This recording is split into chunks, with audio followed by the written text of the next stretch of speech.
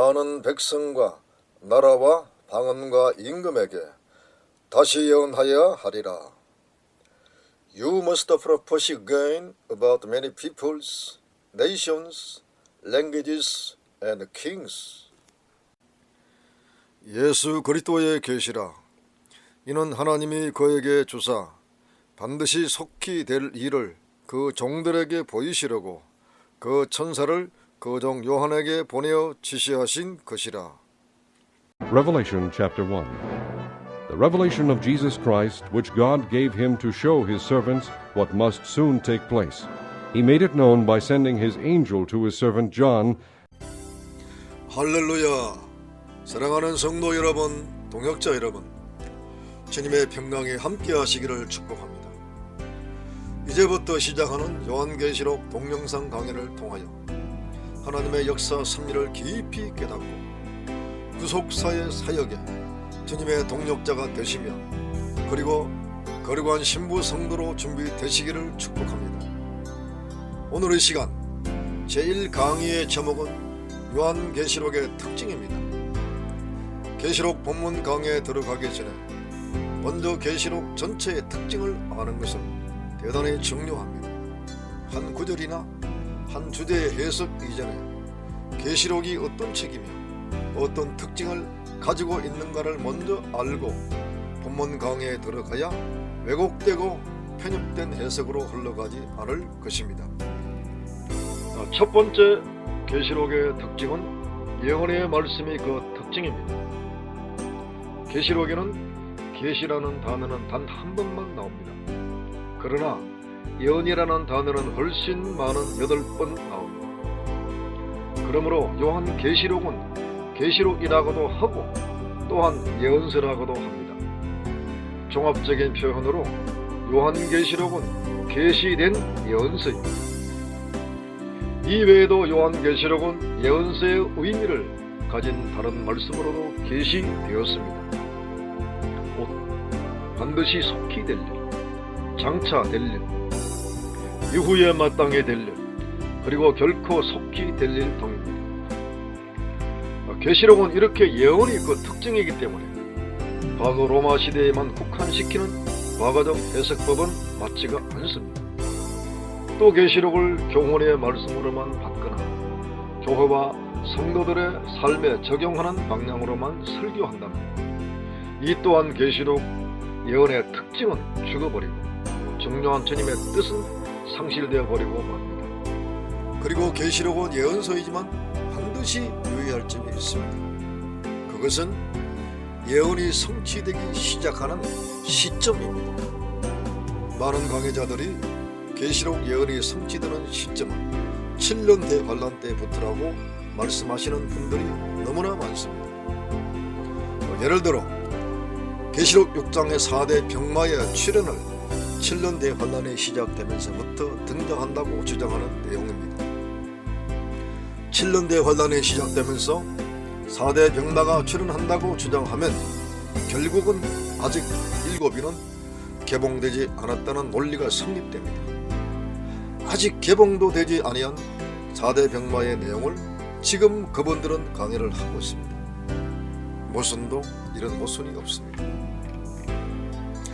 계시록 5장 5절과 7절은 유대지파의 사자 다윗의 뿌리가 되신 예수 그리스도께서 십자가의 승리로 인하여 7위는 이미 개봉되었다고 말씀하십니다.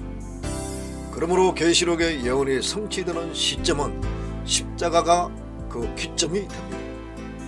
조금 더 자세하게 말씀드리면 계시록의 예언이 성취되는 시점은 십자가를 기점으로 지금도 예언은 성취되고 있으며 주님의 재림과 심판으로 아마겟돈까지 계시록의 예언은 완전 성취가 됩니다.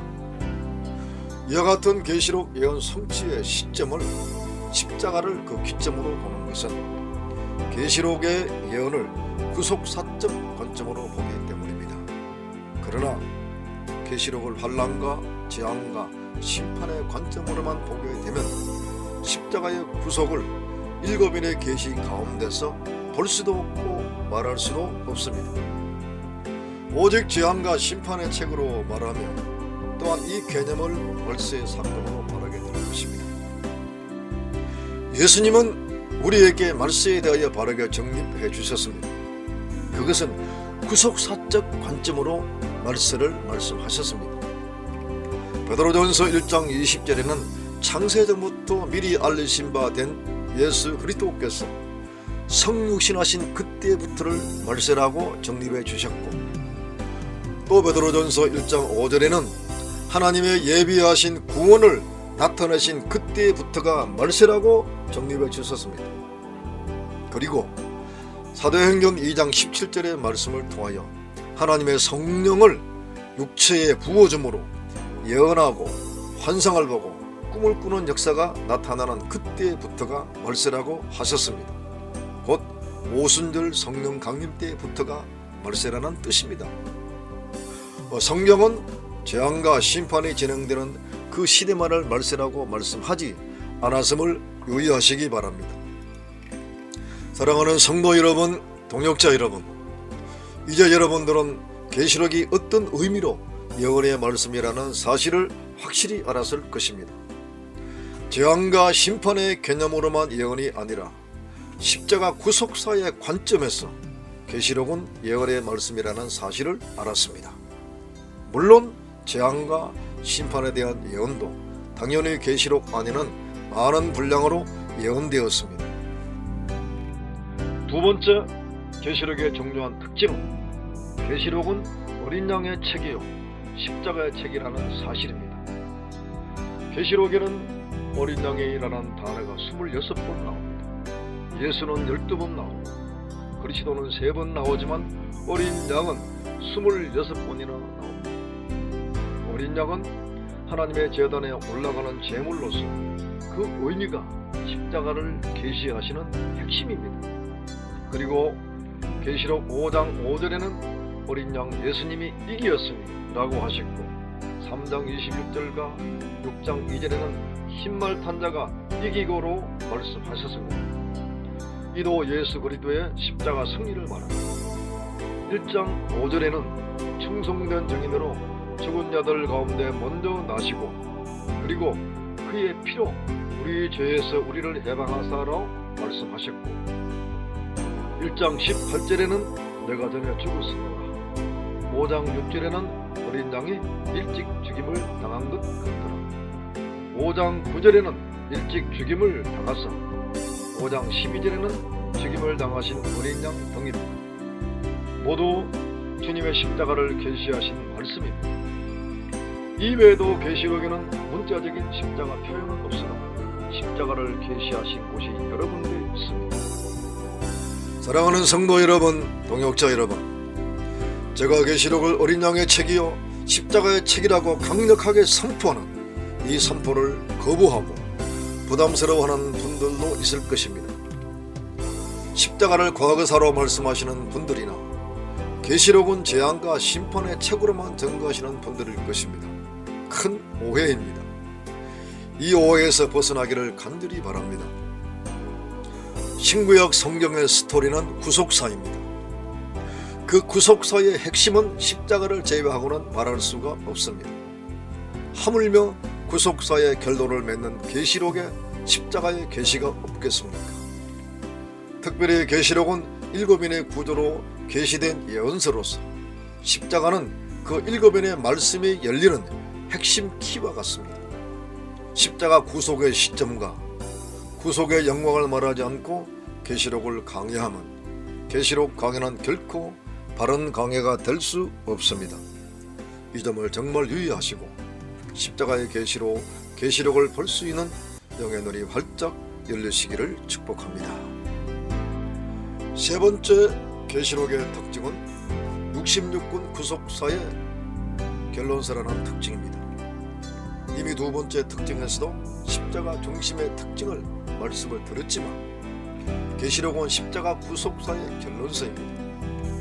구체적으로 창세기에 계시된 구속사의 결론은 계시록입니다. 출애굽기에 계시된 구속사의 결론도 계시록입니다. 신구약 모든 성경 곧 66군 구속사의 결론은 계시록입니다. 이 중요한 특징을 우리들은 절대 놓치면 안 됩니다. 그리고 계시록의 66권 구속사의 결론서라는 말을 다른 말로 표현하면 하나님의 나라가 완성되는 결론서라는 의미입니다. 이 말은 계시록을 강의하시는 분들은 누구나 하는 말입니다. 그러나 실제 해석으로 들어가면 대부분 해석의 초점과 그 흐름을 재앙과 심판에 초점을 맞추어 주로 강의하는 현실입니다. 예를 들어 7 인도 재앙으로 7 나팔도 7 대접도 모두 재앙으로 일관되게 해석합니다. 그리고 모두 7년 대환란을 기점으로 강의합니다. 이런 해석의 흐름은 필경 7 인이나 7 나팔의 계시 속에서 구속사를 말하지 못합니다. 첫째 인부터 7째 인까지, 또 첫째 나팔부터 7째 나팔까지 계시록 역사의 전체를 온통 재앙과 심판으로만 해석하고 끝을 내는 경우가 많습니다.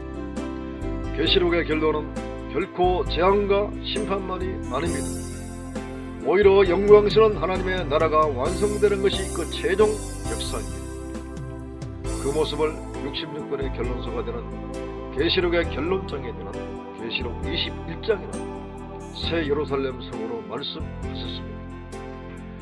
새 예루살렘 성은 구속사가 완성된 결론이요 하나님의 나라가 완성된 모습입니다. 이제 저와 함께 결론을 향해 한 걸음 한 걸음 나아가시기 바랍니다. 그리고 그 결론의 모습을 저와 성도님들 속에 먼저 완성시켜야만 합니다.